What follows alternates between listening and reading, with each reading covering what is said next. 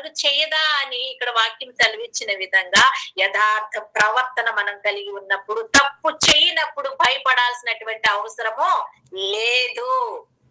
మనము ఖచ్చితంగా మనము చేసేటటువంటి పనిలో సత్యం ఉన్నప్పటికీ కూడా లోకం మనల్ని నిందిస్తుంది. ఎందుకంటే లోకము దేవుణ్ణి ఎరగట్లేదు. దేవుని బిడ్డలే దేవుణ్ణి ఎరిగామని చెప్పుకుంటూ కూడా దేవుణ్ణి ఎరగని వాళ్ళు ఉన్నారు.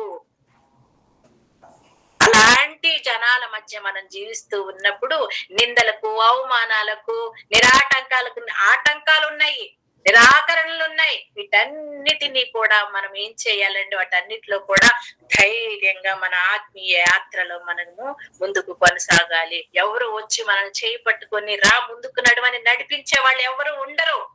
నీ జీవితం నీది. నువ్వు ఏ విధంగా సమర్పణ కలిగి ఉన్నావో ఆ సమర్పణతోనే ముందుకు వెళ్ళగలగాలి. నీవు సమర్పించుకున్న విధంగా నువ్వు వెళ్తున్నటువంటి